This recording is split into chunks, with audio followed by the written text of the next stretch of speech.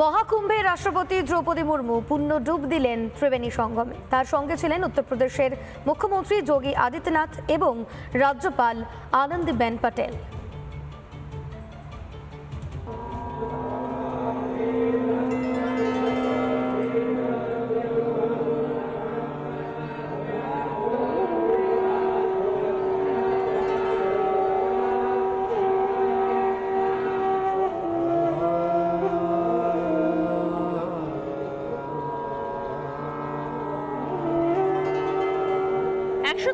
বছর পর প্রয়াগরাজে মহাকুম্ভের আসর পূর্ণলাভের আশায় প্রয়াগরাজে কোটি কোটি সনাতনীর আস্থার ডুব।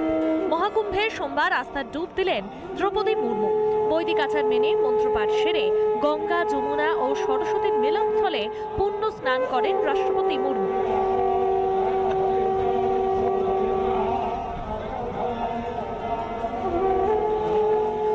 জলে দাঁড়িয়ে সূর্য প্রণাম করতে দেখা যায় রাষ্ট্রপতিকে। স্নানের জায়গাটি দড়ি দিয়ে ঘিরে দেন নিরাপত্তা রক্ষীরা। মুর্মুকে নিয়ে দ্বিতীয় কোন রাষ্ট্রপতি যিনি মহাকুম্ভে গেলেন। ৭১ বছর পর মহাকুম্ভে ফের কোন রাষ্ট্রপতি।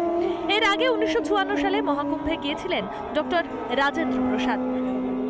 স্নানের পরে গঙ্গা পুজোও করেন রাষ্ট্রপতি মুর্মু। বড় হনুমান মন্দিরেও এদিন পুজো দেন তিনি। অন্যদিকে প্রয়াগরাজে এদিন রাষ্ট্রপতিকে স্বাগত জানান উত্তরপ্রদেশের মুখ্যমন্ত্রী যোগী আদিত্যনাথ ও রাজ্যপাল আনন্দীবেন পটেল। রাষ্ট্রপতির আগমন উপলক্ষে বিশেষ ব্যবস্থা করা হয় যোগী সরকারের তরফে। গোটা এলাকা মুড়ে ফেলা হয় নিরাপত্তা রক্ষীতে। এমনকি প্রধানমন্ত্রী নরেন্দ্র মোদী, কেন্দ্রীয় স্বরাষ্ট্রমন্ত্রী অমিত শাহ, উপরাষ্ট্রপতি জগদীপ ধনখড়ের পর এবার মহাকুম্ভে আস্থার ডুব দিলেন রাষ্ট্রপতি দ্রৌপদী মুর্মু। রিপাবলিক বাংলা। দিল্লিতে গোহারা হেরেছে আম আদমি পার্টি। শোচনীয় পরাজয় প্রাক্তন মুখ্যমন্ত্রী অরবিন্দ কেজরিওয়ালের। ভোটে হেরেছেন। এখন কি করবেন কেজরিওয়াল?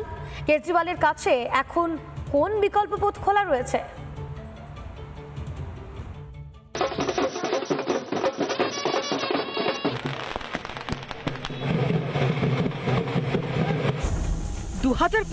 দিল্লি রং গেরুয়া। হেরেছেন খোদ অরবিন্দ কেজরিওয়ালও। স্বাভাবিকভাবেই প্রশ্ন উঠছে, দিল্লির প্রাক্তন মুখ্যমন্ত্রী অরবিন্দ কেজরিওয়াল এবারে কি করবেন? ভগবন্ত মানকে সরিয়ে তিনি কি পাঞ্জাবের মুখ্যমন্ত্রী হবেন, নাকি এবার তাকে রাজ্যসভায় দেখা যাবে, নাকি দলীয় সংগঠনে মন দেবেন কেজরিওয়াল?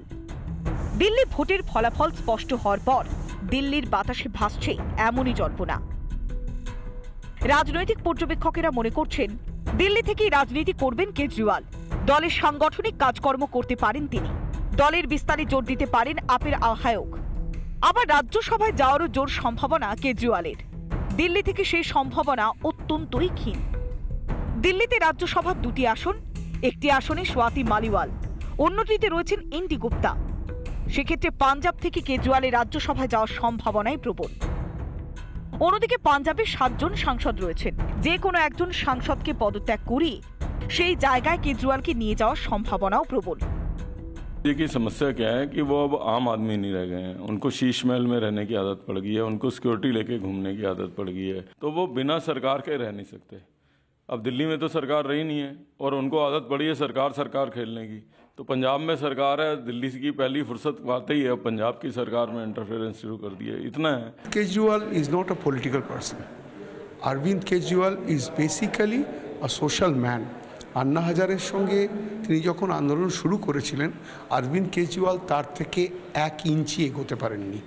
মাঝে হতে কি হয়েছে, উনি বিভিন্ন রকমের কন্ট্রোভার্সিতে জড়িয়ে গেছেন। Politics is never his cup of tea. অসম্ভব ক্ষমতালোভী কেজরিওয়াল আম আদমি হয়ে থাকার কোনো প্রতিশ্রুতি পূরণ করেনি। সরকারি বাংলোর মাপ থেকে শুরু করে শেষ মুহূর্ত পর্যন্ত ক্ষমতা আঁকড়ে থাকার মোহ বারবার প্রমাণ করেছেন। তিনি মুখে যা বলেন কাজে তার ঠিক উল্টো।